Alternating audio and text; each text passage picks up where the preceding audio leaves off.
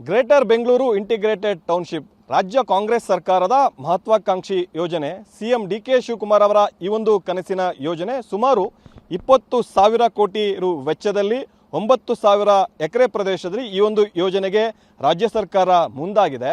ಹಾಗಾದರೆ ಈ ಒಂದು ಯೋಜನೆ ಆಗ್ತಾ ಇರುವಂಥದ್ದು ಎಲ್ಲಿ, ಆ ಒಂದು ಪ್ರದೇಶ ಹೇಗಿದೆ ಅನ್ನೋದನ್ನ ನಾನು ಟಾಪ್ ಆ್ಯಂಗಲಿಂದ ಕೂಡ ತೋರಿಸೋದಕ್ಕೆ ಮುಂದಾಗ್ತೀನಿ. ನೀವು ಕೂಡ ನನ್ನ ಹಿಂಭಾಗದಲ್ಲಿ ನೋಡ್ಬೋದು. ಈ ಒಂದು ಸ್ಥಳ ಏನು ಕಾಣಿಸ್ತಾ ಇದೆ, ಇದು ಬೆಂಗಳೂರು ದಕ್ಷಿಣ ಜಿಲ್ಲೆ ರಾಮನಗರ ತಾಲೂಕಿನ ಬೈರ್ಮಂಗ್ಲ ಹಾಗೂ ಕಂಚಗಾರನಹಳ್ಳಿ ವ್ಯಾಪ್ತಿಗೆ ಬರುವಂಥದ್ದು. ಇದೇ ಒಂದು ಪ್ರದೇಶದಲ್ಲಿ ಸುಮಾರು 20,000 ಕೋಟಿ ರು ವೆಚ್ಚದಲ್ಲಿ 9,000 ಎಕರೆ ಪ್ರದೇಶದಲ್ಲಿ ಈ ಒಂದು GBIT ಯೋಜನೆಗೆ ರಾಜ್ಯ ಸರ್ಕಾರ ಮುಂದಾಗಿದೆ. ಈ ಒಂದು ಪ್ರದೇಶವನ್ನು ಭೂಸ್ವಾಧೀನ ಮಾಡಿಕೊಂಡು ಇಲ್ಲಿ GBIT ಯೋಜನೆ ಜೊತೆಗೆ AICT ಮಾಡೋದಕ್ಕೂ ಕೂಡ ರಾಜ್ಯ ಸರ್ಕಾರ ಮುಂದಾಗಿರುವಂಥದ್ದು. ಇದಕ್ಕೆ ಬಿಡದಿ ಭಾಗದ ರೈತರು ಕೂಡ ಸಾಕಷ್ಟು ವಿರೋಧವನ್ನು ವ್ಯಕ್ತಪಡಿಸ್ತಾ ಇದ್ದಾರೆ. ಸಾಕಷ್ಟು 1 ವರ್ಷದಿಂದಲೂ ಕೂಡ ಸಾಕಷ್ಟು ಹೋರಾಟವನ್ನು ಮಾಡ್ತಾ ಇದ್ದಾರೆ. ರೈತರ ಹೋರಾಟದ ನಡುವೆಯೂ ಕೂಡ ರಾಜ್ಯ ಸರ್ಕಾರ ಅಂತಿಮ ಅಧಿಸೂಚನೆಯನ್ನು ಹೊರಡಿಸಿರುವಂಥದ್ದು. ಪ್ರಮುಖವಾಗಿ ಈ ಒಂದು ವ್ಯಾಪ್ತಿಯಲ್ಲಿ 9 ಕಂದಾಯ ಗ್ರಾಮಗಳು ಸೇರಿದಂತೆ 27 ಉಪಗ್ರಾಮಗಳು ಕೂಡ ಬರ್ತವೆ. ಈಗ ಫೈನಲ್ ನೋಟಿಫಿಕೇಷನನ್ನು ಹೊರಡಿಸಿ ಮೊದಲ ಹಂತವಾಗಿ 516 ಎಕರೆ ಭೂಸ್ವಾಧೀನಕ್ಕೂ ಕೂಡ ರಾಜ್ಯ ಸರ್ಕಾರ ಮುಂದಾಗಿದೆ. ಅದರಲ್ಲಿ 3 ಕಂದಾಯ ಗ್ರಾಮಗಳು ಕೂಡ ಬರ್ತವೆ.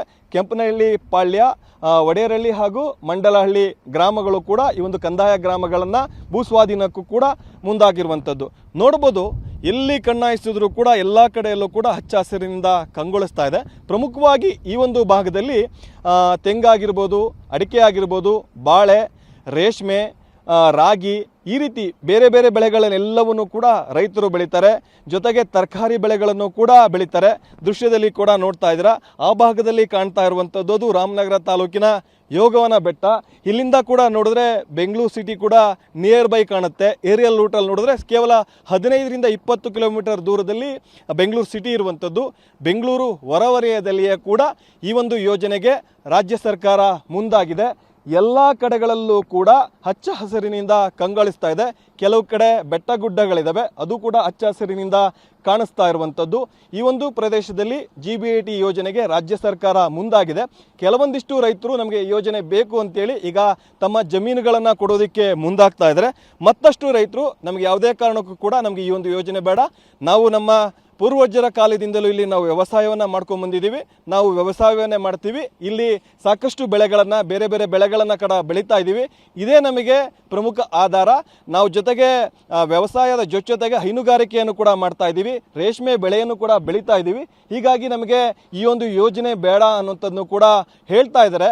ದೃಶ್ಯದಲ್ಲಿ ನೀವು ನೋಡ್ಬೋದು, ಟಾಪ್ ಆ್ಯಂಗಲಿಂದ ನಿಮಗೆ ತೋರಿಸ್ತಾ ಇದ್ದೀನಿ. ಅಂದರೆ 9,000 ಎಕರೆ ಪ್ರದೇಶ ಏನು ಬರುತ್ತೆ, ಇವೆಲ್ಲವೂ ಕೂಡ ಈ ಒಂದು ವ್ಯಾಪ್ತಿಗೆ 9,000 ಎಕರೆ ಪ್ರದೇಶ ಕೂಡ ಬರುವಂಥದ್ದು.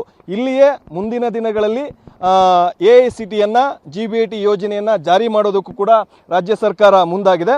ಒಟ್ಟಾರೆ ರಾಜ್ಯ ಸರ್ಕಾರದ ಮಹತ್ವಾಕಾಂಕ್ಷಿ ಯೋಜನೆಯಾದ GBIT ಯೋಜನೆ ಇದೇ ಒಂದು ಸ್ಥಳದಲ್ಲಿ ನಿರ್ಮಾಣ ಆಗ್ತಾ ಇದೆ. ಇದಕ್ಕೆ ಪರ ವಿರೋಧ ಚರ್ಚೆಗಳು ಕೂಡ ಆರಂಭ ಆಗಿದೆ. ಕ್ಯಾಮರಾ ಪರ್ಸನ್ ಮುತ್ತುರಾಜ್ ಜೊತೆ ಪ್ರಶಾಂತ್, TV9 ರಾಮನಗರ.